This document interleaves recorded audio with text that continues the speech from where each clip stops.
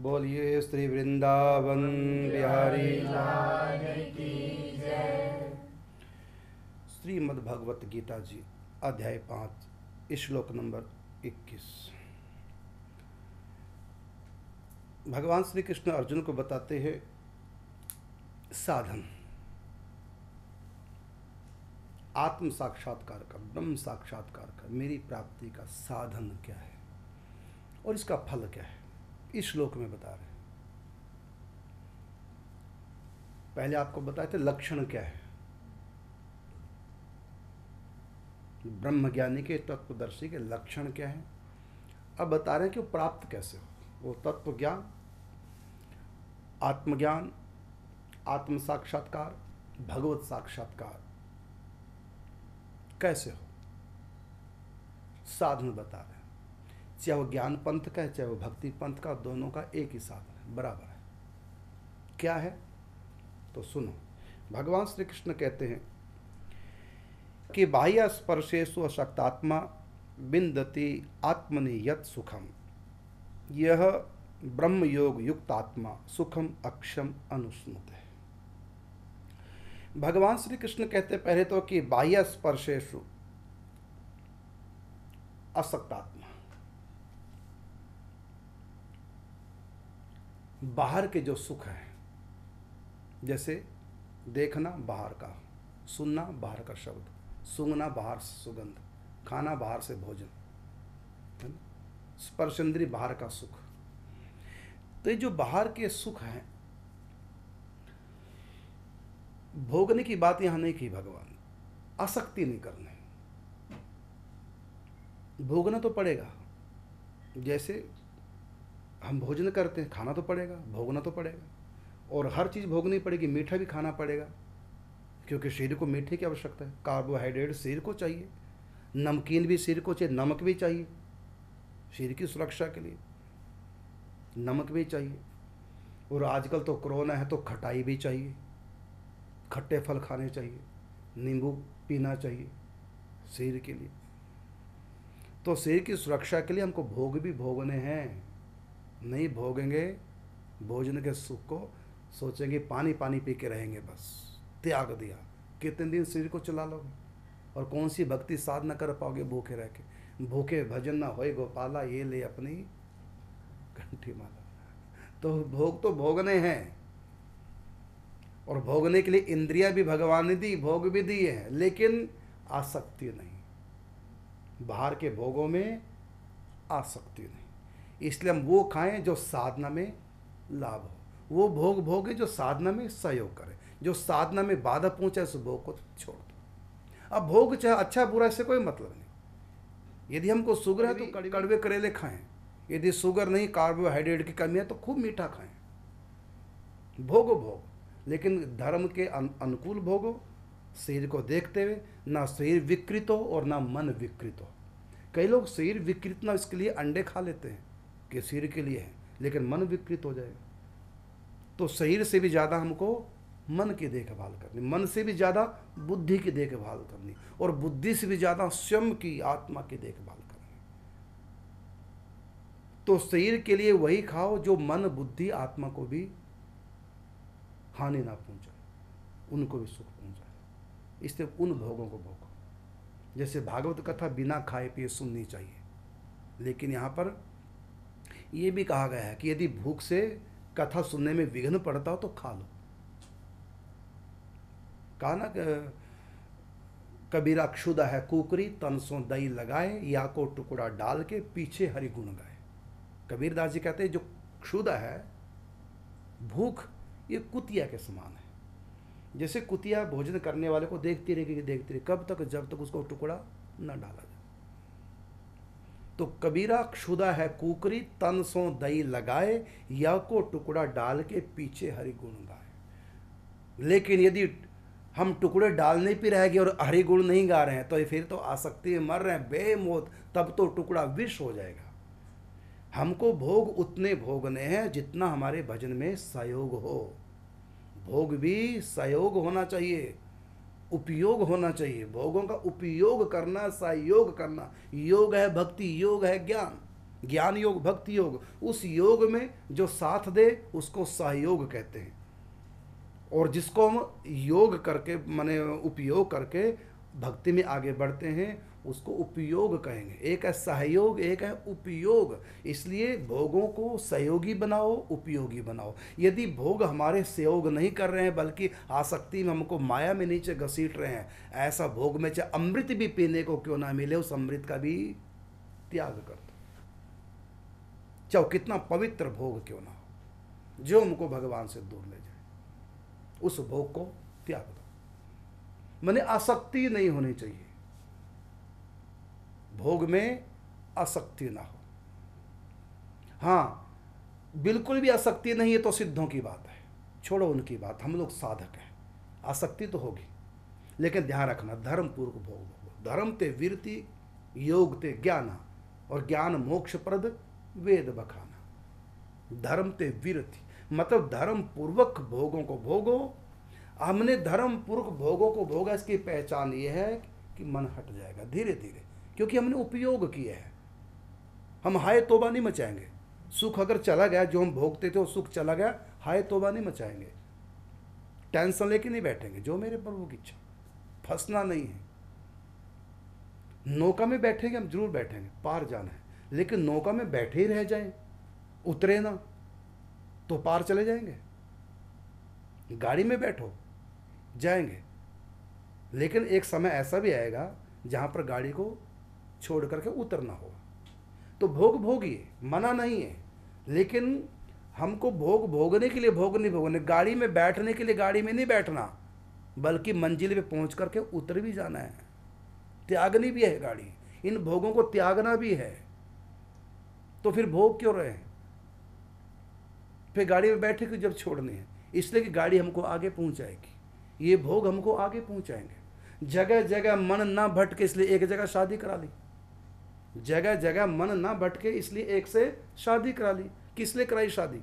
भोगने के लिए नहीं, मन ना भटके जगह जगह है, समझिए ना। तो ये शादी भी हमारे लिए योग तो नहीं है लेकिन उपयोग है।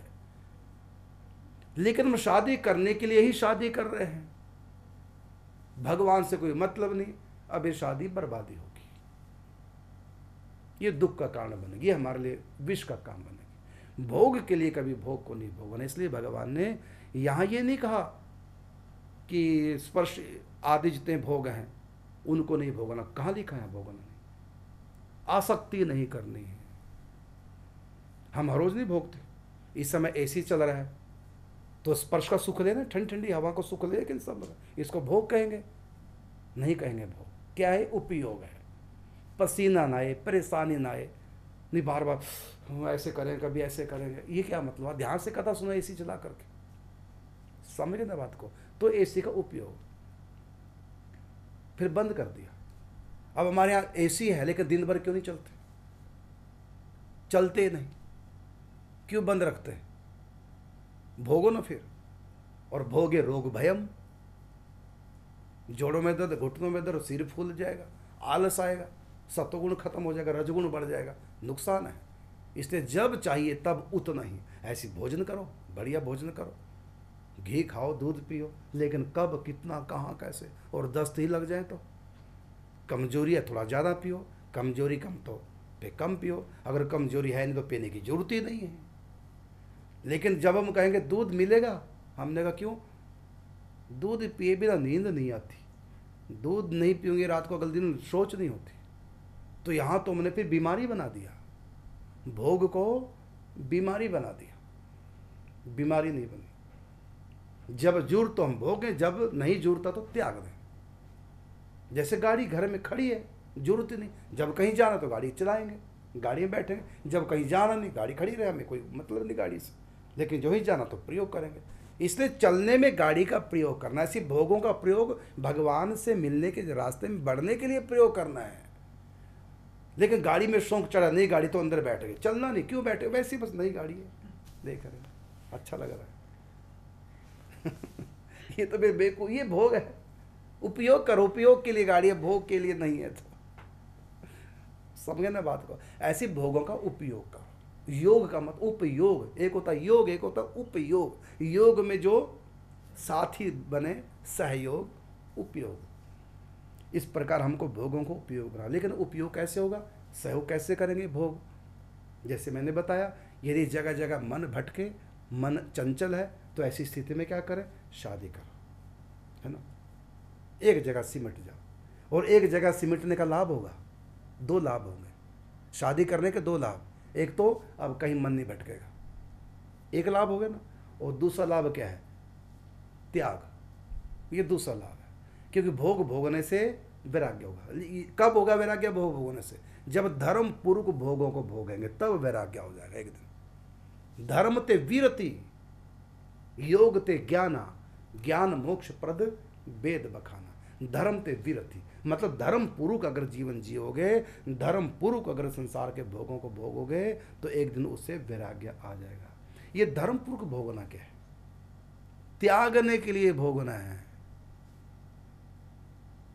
जबकि नुकसान है, भोगने में नुकसान होगा, हानि होगी, देरी हो जाएगी, रास्ता लंबा हो जाएगा, समय लग जाएगा। कोशिश करो बिना भोगे आगे निकल जाओ।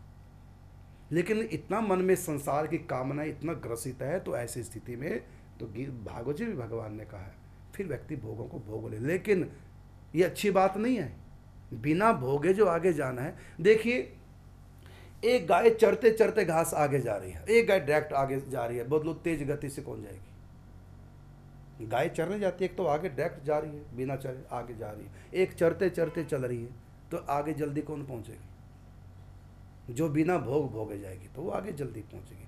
तो कोशिश करो एक भी भोग ना भोगो, कुछ भी भोग ना भोगो, निकल पड़ो आध्यात्मिक रास्ते में, ध्रुव प्रहलाद की तरह। ध्रुव प्रहलाद को जल्दी भगवत प्राप्ति क्यों होगी, क्योंकि ना भोग भोगे ना भोगों की इच्छा, भोगे नहीं भोग, संसार के भोग ध्रुव ने भोगे नहीं, समझ गए ना। भोग भोगने से रजगुण बढ़ता है, लेकिन फिर क्यों भोग रहे भोग, क्यों भगवान ने कहा भोग भोगने के लिए, इसलिए कहा कि तुम अब तमोगुण में हो, तो तमोगुण में तुम भोग नहीं मिले, परेशान हो, टेंशन में हो, तमोगुण में जी रहे हो, इससे अच्छा भोग भोग के रजगुणी बन जाओ। तो लाभ क्या है, लाभ यह है कि तुम तमोगुण से छूट जाओगे, ये लाभ है। लेकिन रजोगुण भी छोड़ना है, फिर सतोगुण में जाना है, फिर सतोगुण का त्याग करके गुणातीत हो जाना है। त्याग के लिए है। हम जब भी कब आगे कदम रखते हैं धरती पे, तो कदम हम धरती को पकड़ने के लिए नहीं, उसको छोड़ने के लिए रखते हैं। कदम रखा और अगला कदम फिर वहाँ पे पीछे छोड़ दिया, फिर आगे पे छोड़ दिया, छोड़ते गए, पकड़ते गए, छोड़ते गए, पकड़ते गए। अगर हम पकड़ने लगे, छोड़े बिल्कुल ना, खड़े हो जाएंगे। ये पकड़ना छोड़ना होना चाहिए। तो पकड़ेंगे तो छोड़ने के लिए ही पकड़ेंगे। जैसे यहाँ से हमको वृंदावन जाना, तो पहले यहाँ से मथुरा के लिए जाएंगे, मथुरा को पकड़ेंगे, मथुरा तक गाड़ी, वहाँ से फिर वृंदावन के लिए गाड़ी करेंगे, हो गया ना। पहले मथुरा पकड़ा, फिर मथुरा छोड़ा है।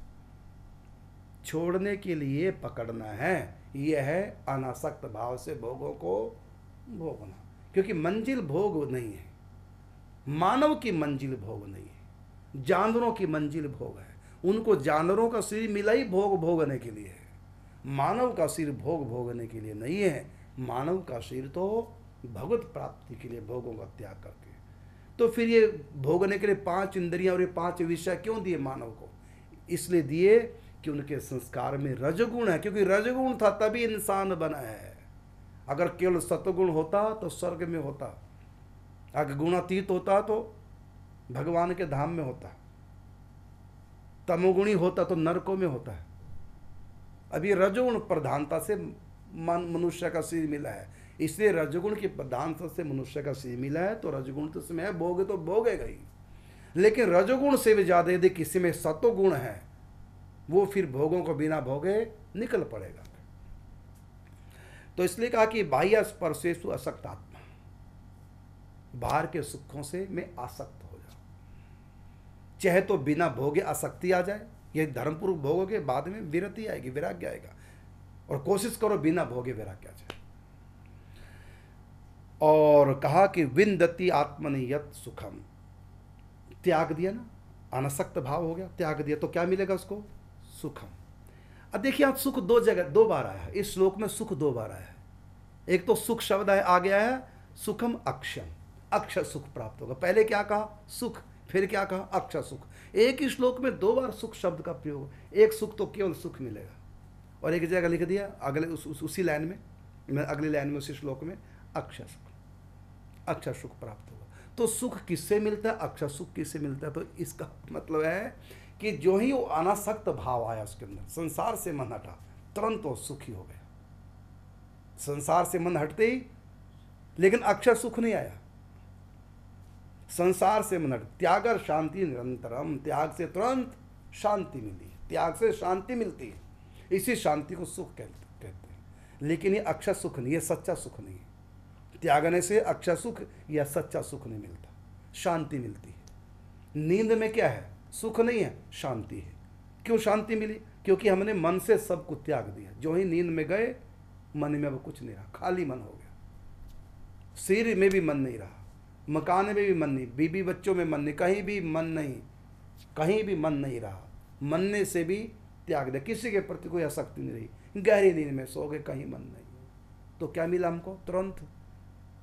अच्छा, नींद के कितनी देर के बाद शांति प्रारंभ होती है मन में? कितने सेकंड के बाद शांति मिलती? सोते, त्यागते, संसार को भूलते, कितनी भूलने के कितने देर बाद शांति मिलती? उसी समय। त्याग शांति निरंतर, तुरंत मिलेगी। जो ही दुनिया को इग्नोर करोगे, तुरंत शांति मिल जाएगी। देखो, मंत्र है, किसी बात से परेशान है, उसने हमारे बारे में कुछ कह दिया, बार बार टेंशन, बार बार टेंशन, वही मन, रात को नींद नहीं आ रही, ऐसे मेरे बारे में कैसे बोल दे, हाय लोग क्या कहेंगे, हाय दुनिया क्या, ये टेंशन सता रही। अब इस टेंशन को दूर कैसे करें? एक मंत्र है, उसको बोल दो, दिल से बोलो, क्या कि भाड़ में जाए दुनिया। बोल दिया, मान लिया, मन हटा लिया दुनिया से, भाड़ में जाए दुनिया, तुरंत नींद आ जाएगी, शांत मन हो। मतलब जब तक मन नहीं हटाएंगे, अशांत रहेंगे, तो शांति तुरंत मिलेगी। जो ही मन से भाड़ में जाए दुनिया, तुरंत मन शांत होगा। मन शांत करने का मतलब कैसे होगा? मन संसार से हटते ही मन शांत हो जाएगा। लेकिन वो जो सुख मिला है ना, वो अक्षय सुख नहीं होगा। सुख तो हो, लेकिन अक्षय सुख नहीं, सच्चा सुख नहीं। अब सच्चा सुख कहाँ मिलेगा? तो आगे कहा कि सह ब्रह्म योग युक्त आत्मा। पहले वियोग है, किससे? संसार से वियोग, संसार से हटा मन, सुखी हो गया और भगवान में लगा, अब अक्षय सुख मिला है।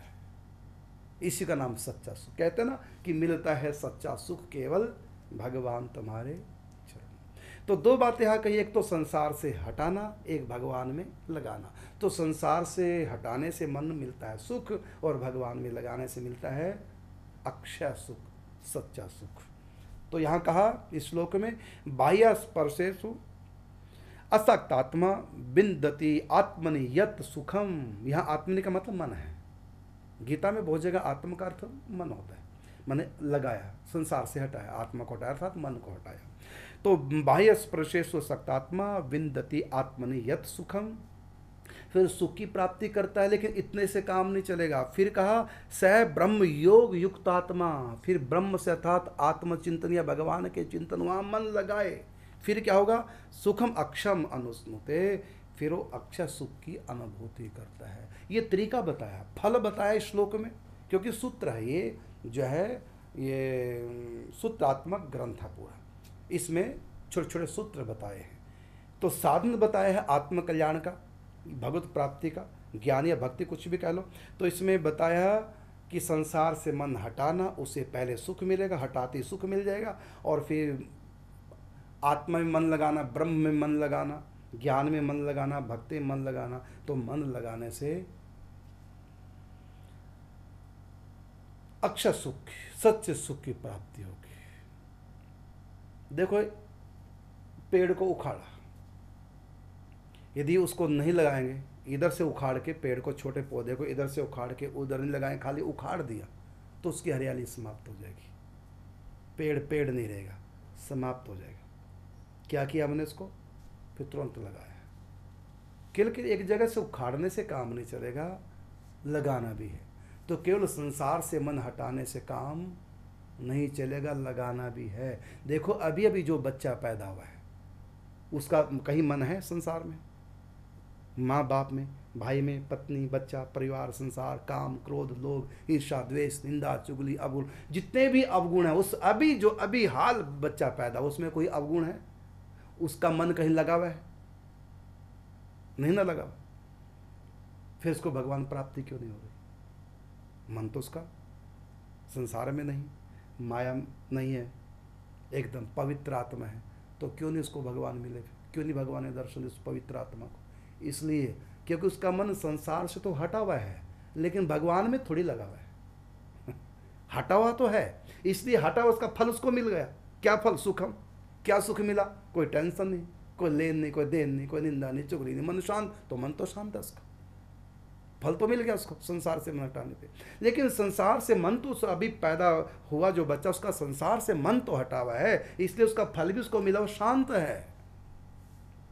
लेकिन जो है उसका अभाव, उसको खटका संस्कार का, भूख या गर्म सर्द हवाएं, प्रतिकूल वातावरण जो उसको महसूस होने लगा, फिर चिल्लाएगा, रोएगा, अब दुख शुरू हो गया।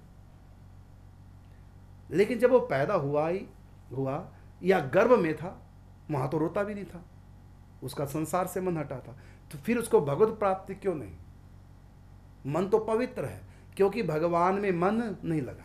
अब आप कहेंगे भागवत जी में लिखा 30 स्कंद में, वो भगवान से प्रार्थना करता है, उसका मन भगवान में लगा तो उस समय, तो उसका उत्तर है उसका मन नहीं लगा, भगवान मन में लगे हैं। वो भगवान उसके लिए ज्ञान दे रहे हैं उसी समय के लिए, उसके संस्कारों को याद करा रहे हैं। क्योंकि आत्मा बच्चा बुढ़ा नहीं होता, आत्मा इक्वल बराबर रहती, चाहे वो जन्म लिया चाहे नहीं लिया, चाहे पूर्व जन्म में चाहे हाथी के जन्म में, आत्मा वही है। उसमें थोड़ी देर के लिए भगवान अपनी तरफ से उसको ज्ञान दे देते हैं, लेकिन ज्ञान स्थायी नहीं। क्योंकि हम किसी से 1 करोड़ रुपया उधार ले लेते हैं काम करने के लिए, तो उससे हम करोड़पति नहीं बन सकते। किराए का मकान ले लिया 1 साल के लिए हमने, तो उससे हम कोठी वाले नहीं बन सकते। तो वहाँ भगवान ने उधार ज्ञान दिया, उसका निज ज्ञान नहीं था वो, समझे ना बात को? वो भगवान की तरफ से थोड़ी देर के लिए उसको उधार दिया गया है। उसने वो अपना सहज, उसका ज्ञान नहीं था, इसलिए वो असहजता दूसरे का दिया, थोड़े समय के लिए दिया था। जो ही पैदा हुआ तो ज्ञान समाप्त, गिर गया माया में, अब उसके कर्मों का प्रारब्ध हो गया शुरू, इसलिए वो काम नहीं आएगा।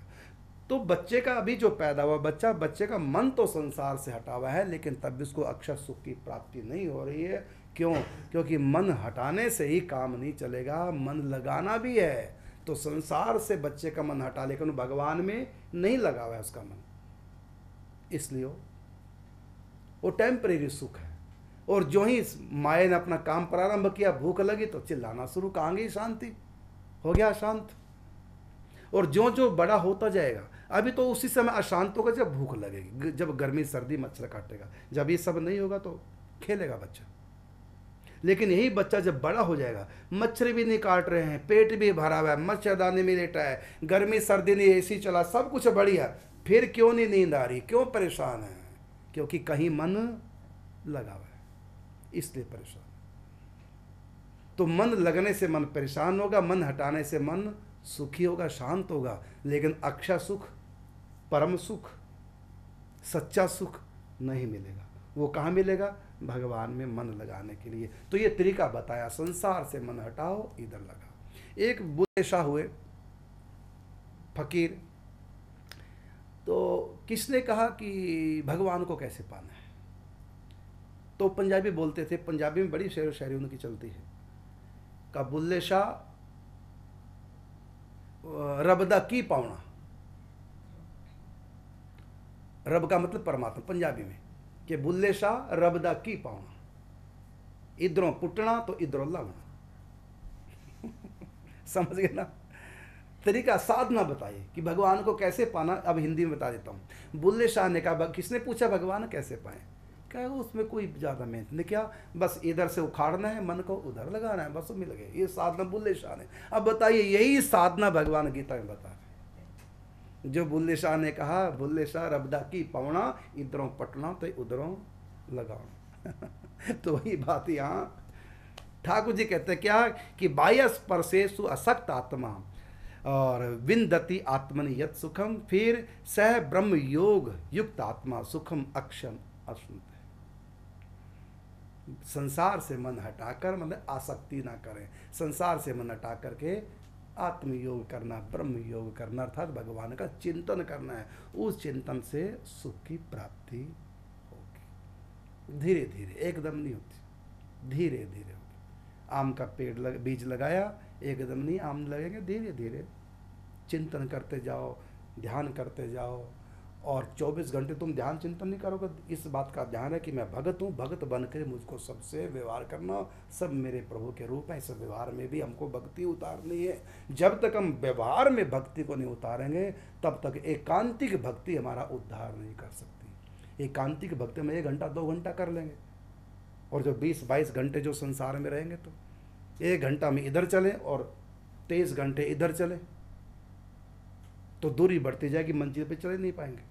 इसी प्रकार 1, 2, 3, 4 घंटे में एकांत में भजन करें, और जो बाकी 20 घंटे बचे तो उल्टा चलें, तो 3 घंटे 4 घंटे ध्यान के क्या कर लेंगे। तो एकांतिक भक्ति कीजिए, लेकिन जो व्यवहार में भक्ति जब तक नहीं उतरेगी, तब तक हमारा एकांतिक भक्ति उद्धार करने वाली नहीं। अपने व्यवहार में भक्ति उतारे, सब मेरे प्रभु के रूप हैं, इनकी सेवा करनी है अपने प्रभु को रिझाने के लिए, और मेरे साथ जो भी अच्छा बुरा हो रहा है, सब मेरे कर्मों के अनुसार मेरे प्रभु का विधान है। इसलिए वो पहली वाली बात, ना प्रिय न अप्रिय है, सब मेरे प्रभु का विधान, खेल चल रहा है। इस प्रकार ये है असली भक्ति, यह है चलना भगवान की तरफ।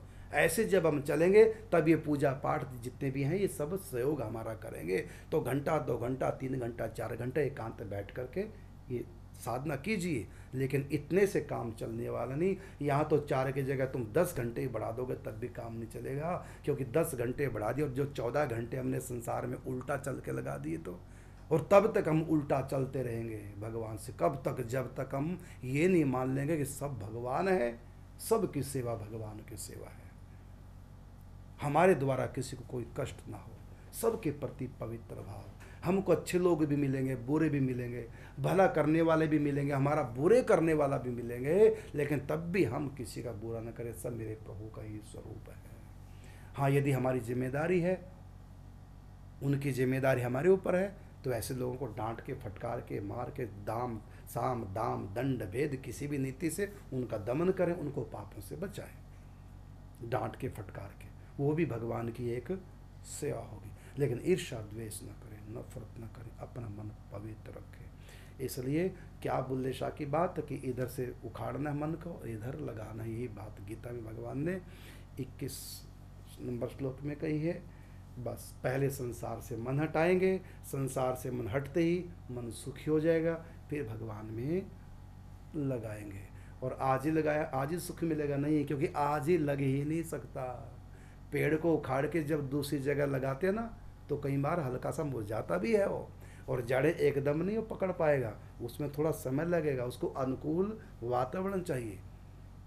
तो सत्संग मिलता रहे, नाम जब चिंतन भजन होता रहे, तब फिर उधर लग जाएगा, और फिर सच्चे सुख की, अक्षय सुख की, सुखम अक्षय सुख की प्राप्ति अश्नुते उसको हो जाएगी, अक्षय सुख प्राप्त हो जाएगा। शेष का जय श्री राधे, जय श्री कृष्ण।